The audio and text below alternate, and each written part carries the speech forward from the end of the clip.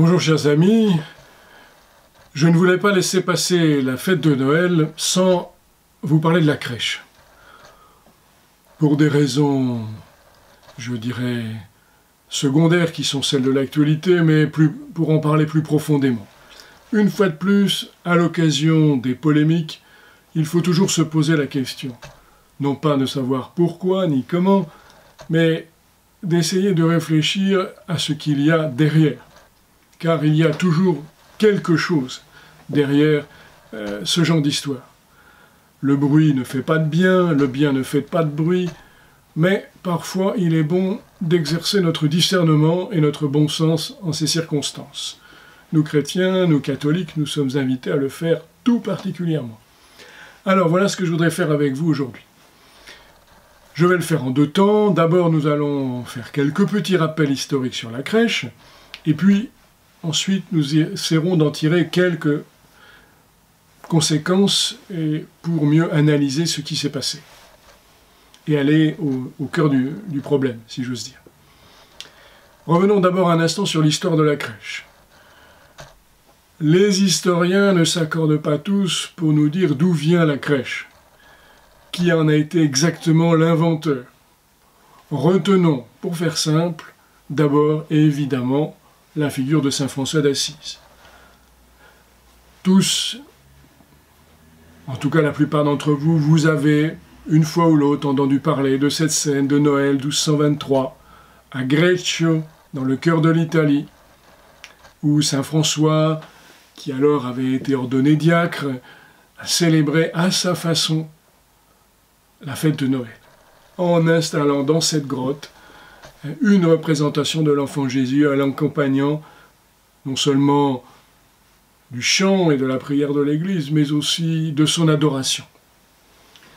Et cette scène illustre exactement, je dirais de manière magnifique, à la fois le sens et l'intention qui était celle de saint François, parce que il est important de se rappeler le cadre historique. Bien sûr, il y a cette scène, j'allais dire de vitrail, que nous aimons beaucoup, mais derrière ça, il y a autre chose. Saint François n'attache pas de l'importance seulement à cet enfant parce qu'il est un petit enfant. Il y a plus derrière cela.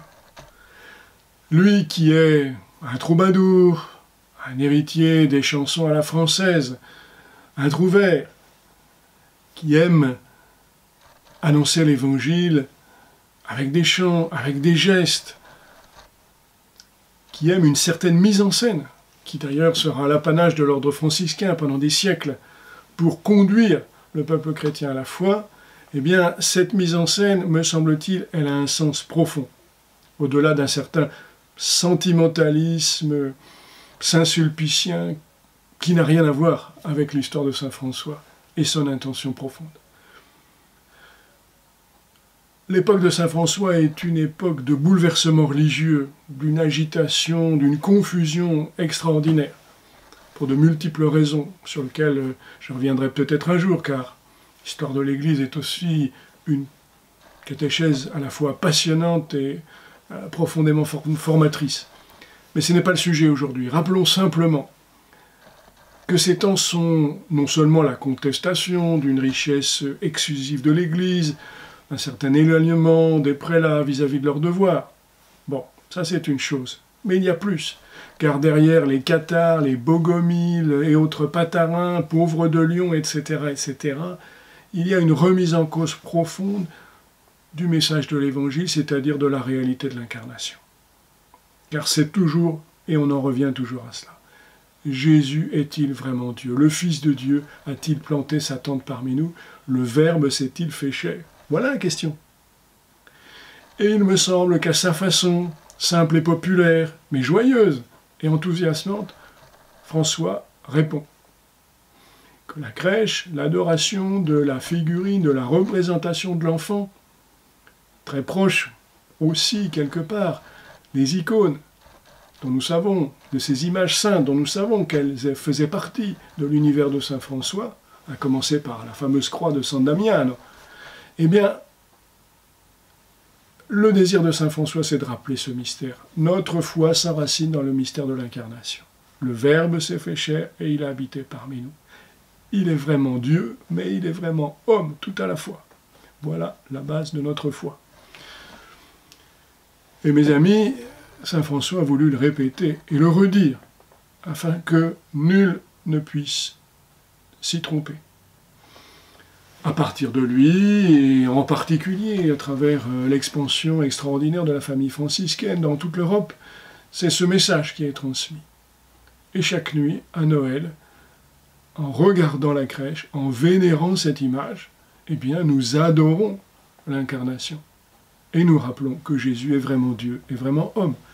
Et c'est cela qui compte. Et donc, à travers la crèche, à travers ces images auxquelles, à la suite de l'image de l'enfant Jésus, on va ajouter l'image de la Vierge Marie, on va ajouter l'image de Saint Joseph, puis celle des bergers, celle de l'âne et du bœuf, etc.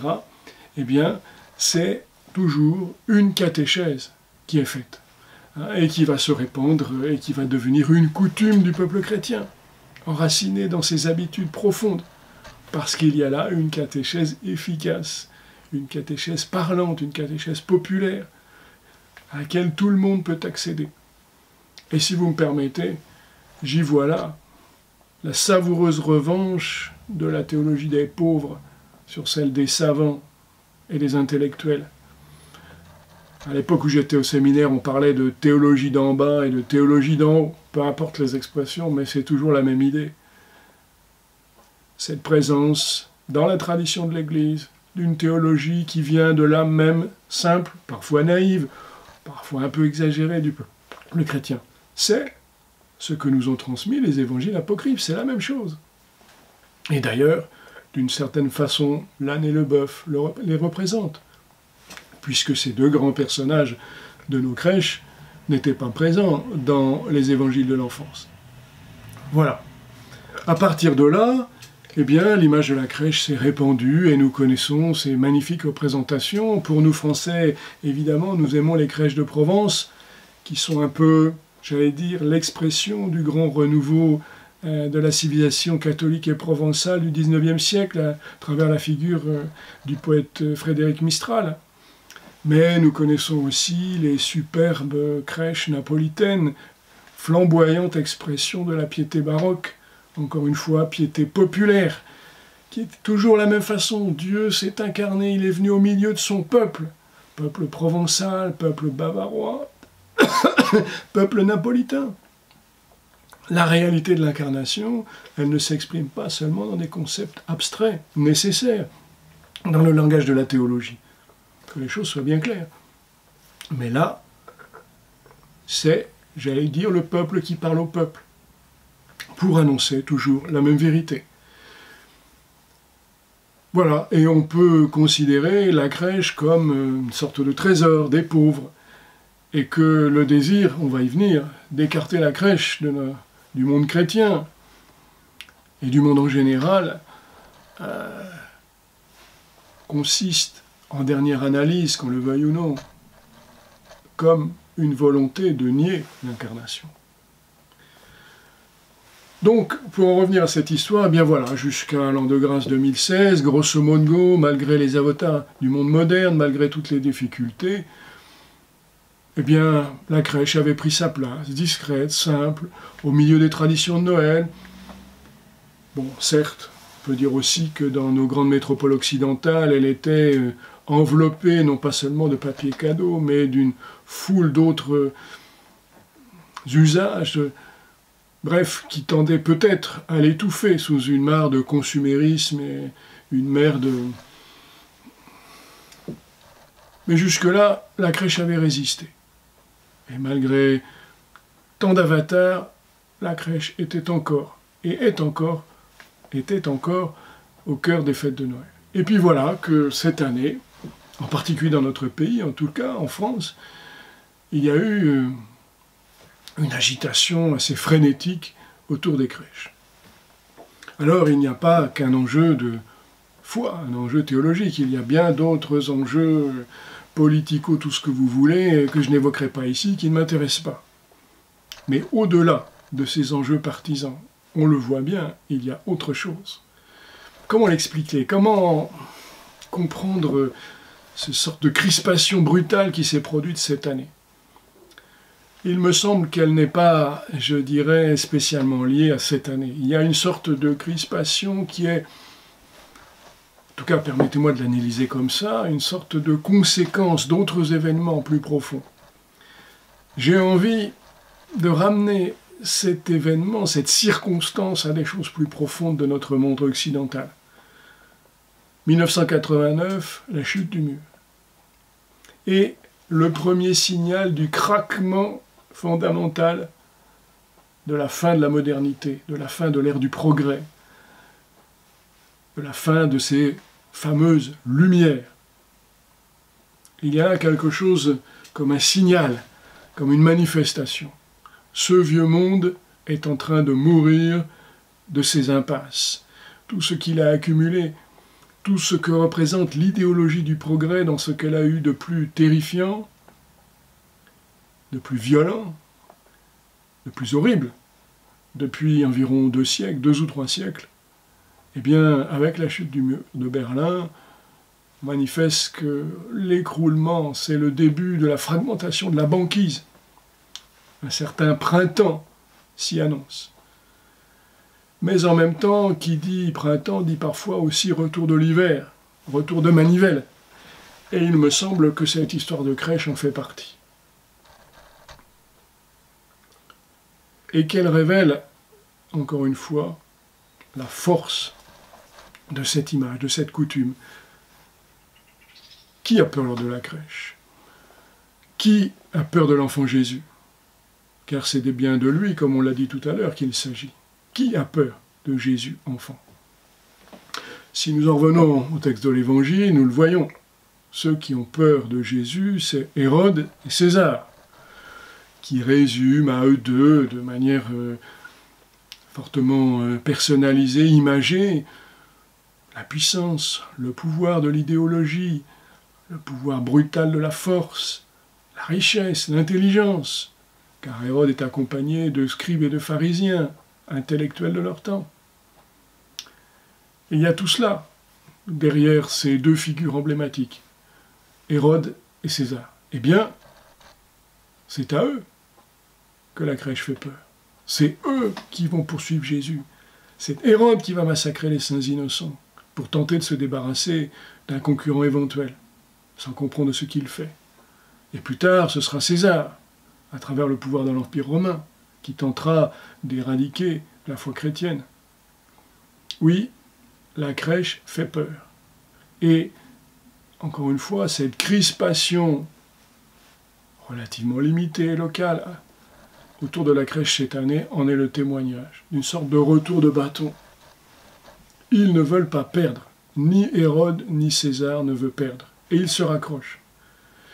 Pourtant, on le sait, depuis le chant du Magnificat, par la bouche de la Vierge Marie elle-même, cet enfant, il renverse les puissants de leur trône et il élève les humbles. Car Noël, c'est bien cela. C'est la victoire de la pauvreté, la victoire de la petitesse, la victoire de la simplicité, la victoire du silence, de l'impuissance. Surtout ce que représentent Hérode et César. Oui, mes amis, la crèche fait peur, et si elle fait peur, c'est que nous sommes dans le vrai. S'il se déchaîne autour d'elle tant de passions, c'est parce qu'elle fait peur. Avant de conclure, je voudrais quand même noter, et je suis bien obligé de le faire, que lorsque nous défendons la crèche, nous défendons la vie de l'enfant à naître, nous défendons la vie de l'enfant tout juste né, du nourrisson, nous défendons la vie de tous les petits, de tous ces enfants qui sont maltraités, assassinés, souillés autour de notre planète. Et que nous avons raison de défendre nos crèches, à condition, bien sûr, à travers la crèche, d'aller à l'essentiel, de défendre la vie. Et je dois dire que dans ces dernières semaines, s'il y a eu une chose à noter également, c'est le silence assourdissant de ceux qui auraient dû être au premier rang, une fois de plus, comme c'est leur devoir, pour défendre la crèche, non pas comme pieuse coutume traditionnelle, mais comme signe donné par Dieu lui-même de sa venue en notre monde et du salut qu'il apporte aux hommes, et de la victoire contre la mort et contre le péché. Or, ceux qui auraient dû être au premier rang, eh bien, nous les entendons encore. C'est pas si grave, finalement. C'est une réalité, mais ce n'est pas si grave. Parce que le Seigneur nous demande d'abord à chacun d'entre nous, à vous et à moi, d'être des témoins du Christ Jésus. Et en cette fête de Noël, où nous allons tous nous retrouver, où je vous donne rendez-vous au pied de la crèche, eh bien, en adorant Jésus, nous serons ses témoins. En défendant la crèche, nous serons ses témoins.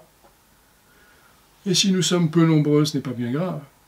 Si nous ne sommes qu'une poignée, nous serons comme les bergers en cette nuit de Noël, ou les 3 rois mages, seuls représentants du monde païen en cet instant décisif pour l'histoire de l'humanité. Bref, nous en reviendrons à la simplicité de l'Évangile, et ça sera bien.